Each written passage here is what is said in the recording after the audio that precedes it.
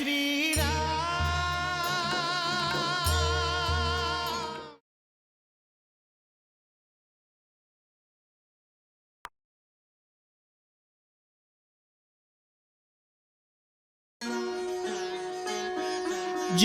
श्री राम। जय जय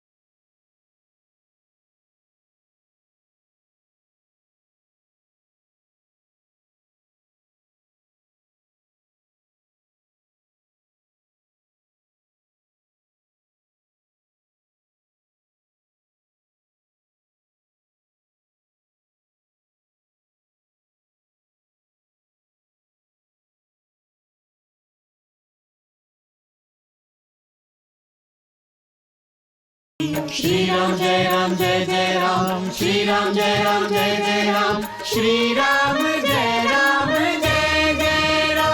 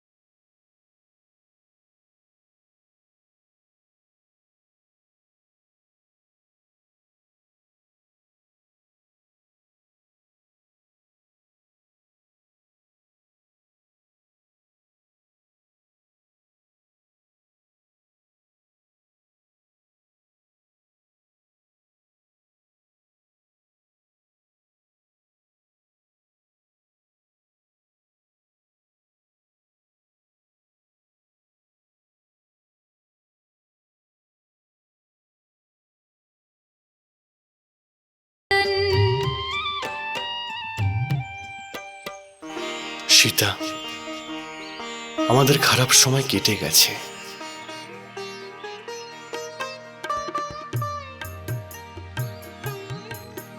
আমি তোমায় নিতে এসেছি। তোমার ভালোবাসাই আমার কাছে প্রেরণা সীতা। তোমার ভালোবাসাই আমার শক্তি, এটাই আমার সুরক্ষা কবচ। সেই জন্যই তো রাবণের আর ওর পুত্রদের আর ওর সেনানায়কদের অস্ত্র আর মহাঅস্ত্র আমার ক্ষতি করতে পারেনি। রঘুনন্দন। হ্যাঁ সীতা, আমার উপর এত বিশ্বাস রাখার জন্যই আমি আজ সফল হয়েছি সীতা। আমাদের এই বিশ্বাসের জন্যই রাবণের বিশ্বাস টলমল হয়ে পড়ে। আমাদের এই বিশ্বাসের কারণেই রাবণ যুদ্ধ শুরু করার আগেই হেরে গিয়েছিল সীতা। আমি তো কেবলমাত্র নিমিত্ত হয়ে এই যুদ্ধ করেছি। আমি আপনার জন্য গর্বিত রঘুনন্দন।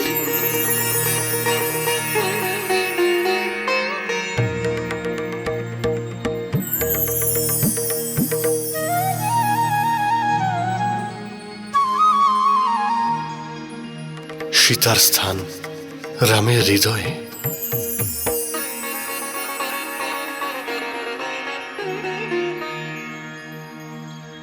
এবার তুমি হাসো সীতা।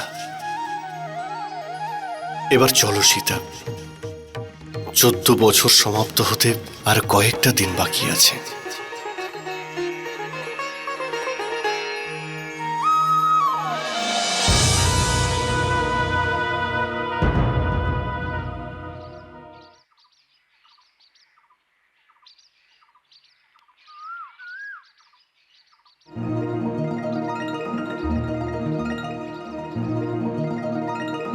জয় শ্রীরাম। হনুমান, মাতা, পবনপুত্র হনুমানের প্রণাম স্বীকার করুন। অভিনন্দন আপনাকে, প্রভু শ্রীরাম যুদ্ধে জয়লাভ করেছেন আর দুষ্ট রাবণ যুদ্ধে মারা গেছে। মাতা, প্রভু শ্রীরাম আর ভ্রাতা লক্ষণ কুশলে আছেন, আর আমাদের প্রভু মহারাজ বিভীষণকে লঙ্কার রাজারূপে ঘোষণা করেছেন। মাতা, প্রভু আমাকে আপনাকে বলতে বলেছেন যে আপনি আর পরাধীন নন।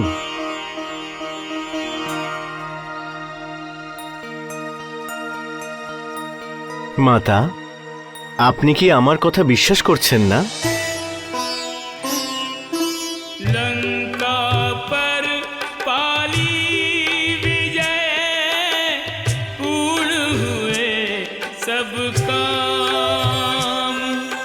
सीता है इसी सोच में क्यों नहीं आए राम, क्यों नहीं आए राम।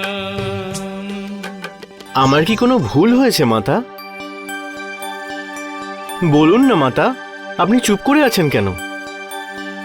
পুত্র হনুমান, আমি তো এটা ভাবছি যে তুমি আমাকে যে এই শুভ সংবাদ দিলে তার জন্য আমি এখন যে অবস্থায় আছি তোমাকে দেওয়ার মতো আমার কাছে কিচ্ছু নেই। এত আনন্দের একটা সংবাদ, আর তোমাকে প্রসন্ন করার জন্য আমার হাত খালি।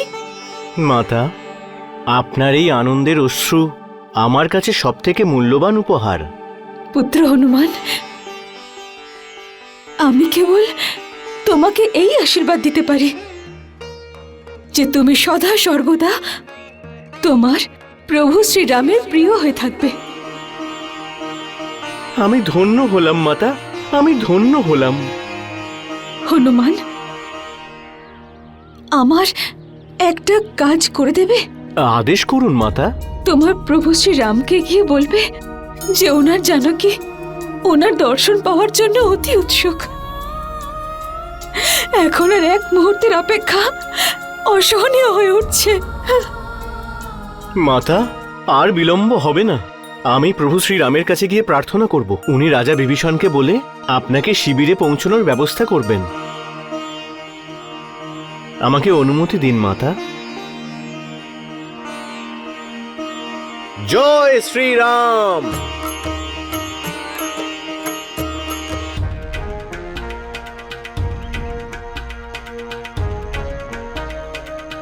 জয় শ্রীরাম। হনুমান, সীতা কেমন আছে? প্রভু, মাতা অত্যন্ত ব্যাকুল। উনি আপনার দর্শনের জন্য অধীর। যদি আপনি আজ্ঞা দেন তাহলে আমি এক্ষুনি যাচ্ছি আর মাতাকে নিয়ে আসছি। দাঁড়াও হনুমান মিত্র। প্রভু, সীতাকে আনার আপনি ব্যবস্থা করুন। ওকে অশোক বন থেকে মুক্ত করে অঙ্গদ আর হনুমানের সঙ্গে পাঠিয়ে দিন। যেমন আপনার ইচ্ছে অযোধ্যা নরেশ। অঙ্গদ, হনুমান, আমার সঙ্গে চলো। যথা আজ্ঞা।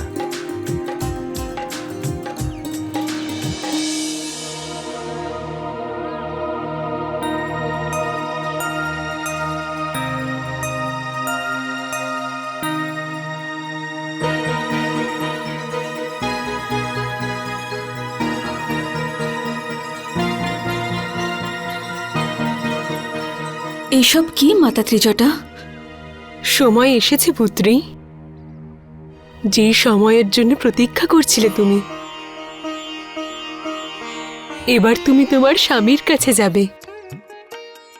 মহারাজ বিভীষণের আজ্ঞানুসারে তোমাকে অযোধ্যার রানীর মতো সাজিয়ে সম্মানপূর্বক তোমায় বিদায় জানানো হবে।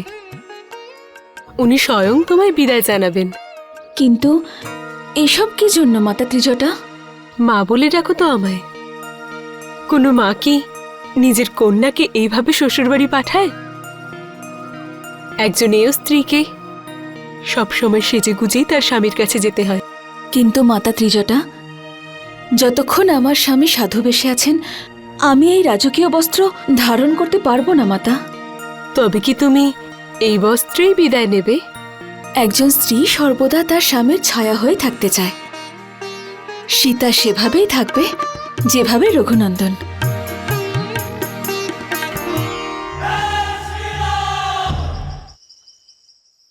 মা সীতাকে তো নিয়ে আসার আদেশ দিয়েছেন প্রভু, কিন্তু কিন্তু কি? কি করে বলি, এতদিন উনি শত্রুর আশ্রয়ে ছিলেন, মনে একটা সন্দেহ তো হয়। কার মনে? প্রভু শ্রী রামের মনে? একজন সাধারণ মনুষ্যের মনে, তাও কার বন্দী? দুরাচারী রাবণের। এটা ভুলে যেও না, মা মাতা জানকী জানকী সঙ্গেই পবিত্র। আছেন, খুব এসব বলা পতিব্রতা। উচিত নয়। তবুও এমন অবস্থায় নিজেকে সুরক্ষিত রাখা খুব সহজ নয়।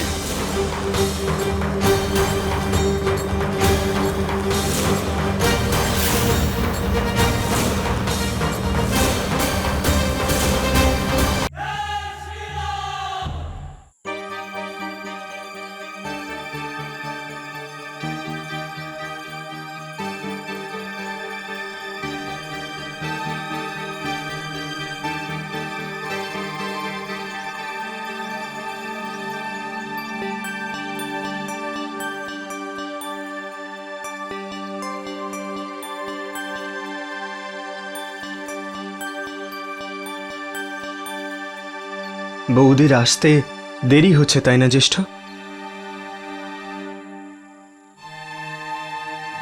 লক্ষণ, তুমি অগ্নির ব্যবস্থা করো। অগ্নি? হ্যাঁ লক্ষণ, সীতা অগ্নির মধ্যে দিয়েই আমার কাছে আসবে। এ তুমি কি বলছো জ্যেষ্ঠ? বৌদি এসব কেন করতে যাবে? হ্যাঁ লক্ষণ। না জ্যেষ্ঠ, এটা অন্যায়। লক্ষণ, আমি বুঝতে পেরেছি জ্যেষ্ঠ, তোমার মনে কি চলছে। তুমি বৌদির অগ্নি পরীক্ষা নিতে চাও তাই না? লক্ষণ, যে সতী নিজের পতিব্রতা ধর্ম পালন করার জন্য রাবণের প্রদান করা সব সুখ অবহেলায় ঠেলে দিয়েছে, তুমি তার পরীক্ষা নেবে? যে রাজভবন ছেড়ে খোলা আকাশের নিচে বনের মধ্যে নিজের বিরহের দিন কাটাচ্ছিলেন, তুমি তার পরীক্ষা নেবে? একজন সূর্যবংশী রাজার পুত্রবধূ হওয়া সত্ত্বেও যে শুধুমাত্র তার স্বামীর সঙ্গ দেবে বলে নগ্ন পায়ে বনে বনে ঘুরে বেড়ানো স্বীকার করলো, সেই পতিব্রতাকে তো পুজো করা উচিত। আর তুমি তুমি তার পরীক্ষা নিচ্ছ? লক্ষণ, আমি কোন দোষের জন্য জ্যেষ্ঠ? কেউ তাকে বলপূর্বক হরণ করে নিয়ে গেল, তাতে তার দোষটা কোথায়? না জ্যেষ্ঠ, যদি এই ঘটনায় কেউ দোষী হয়ে থাকে তাহলে সে আমি। না আমি ওনাকে একা ছেড়ে আসতাম, আর না এসব কিছু ঘটত। একটু ভাবো জ্যেষ্ঠ, কত কষ্ট সহ্য করেছে ওই দেবী, আর তুমি তুমি তাকে সেই দোষের সাজা দেবে যা সে করেইনি। না জ্যেষ্ঠ, যদি কেউ দোষী হয় তাহলে আমি, যে তাকে রক্ষা করতে পারেনি।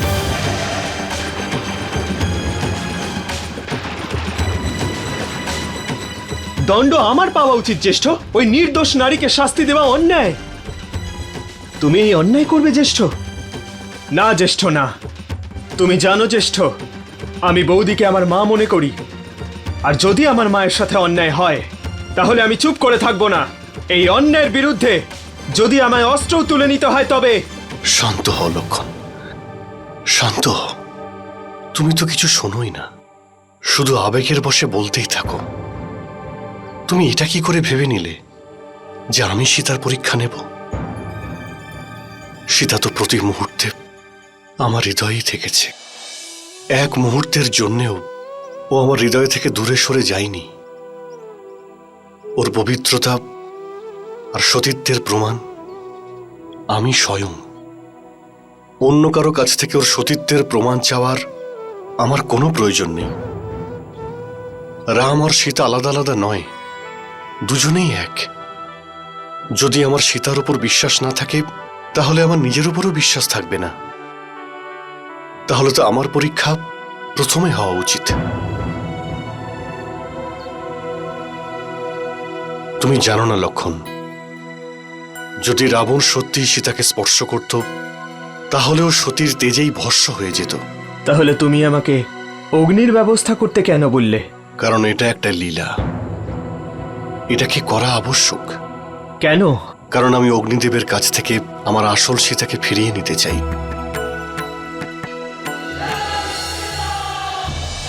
মাতা সীতার জয়, মাতা সীতার জয়, মাতা সীতার জয়, মাতা সীতার জয়, মাতা সীতার জয়, মাতা সীতার জয়, মাতা সীতার জয়, মাতা সীতার জয়, মাতা সীতার জয়, মাতা সীতার জয়, মাতা সীতার জয়।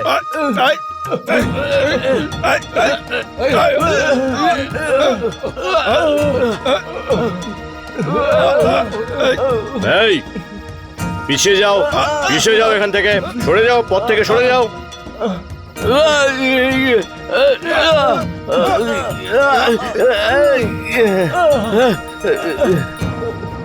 প্রভু সবার সামনে মায়ের সাথে মিলিত হবেন। জাম্বুবান মহাশয়, রঘুনন্দনের মনে কি রয়েছে সেটা কেউ জানে না। সরো সরো, সামনে থেকে সরে যাও, সামনে থেকে সরে যাও। মাতা সীতার জয়, মাতা সীতার জয়, মাতা সীতার, মাতা সীতার জয়, মাতা সীতার জয়, মাতা সীতার জয়, মাতা সীতার জয়, মাতা সীতার জয়, মাতা সীতার জয়, মাতা সীতার জয়, মাতা সীতার জয়, মাতা সীতার জয়। মিত্র,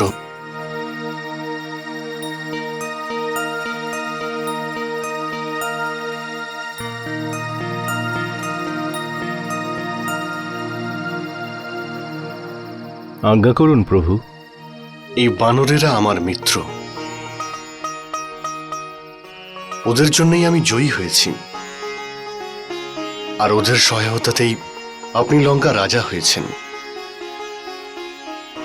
সৈনিকরা ওদের মারছিল, কিন্তু আঘাত আমার হচ্ছিল।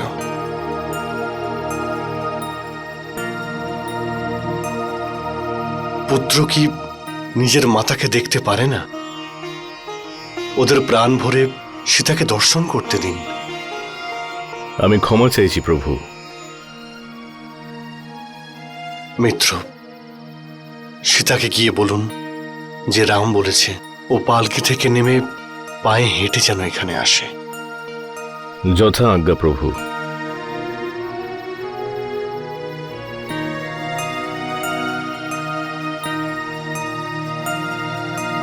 সৈনিক,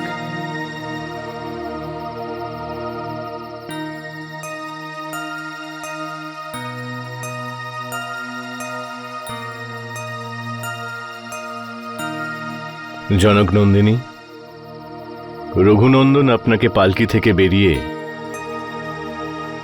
ওনার কাছে যাওয়ার জন্য আদেশ দিয়েছেন।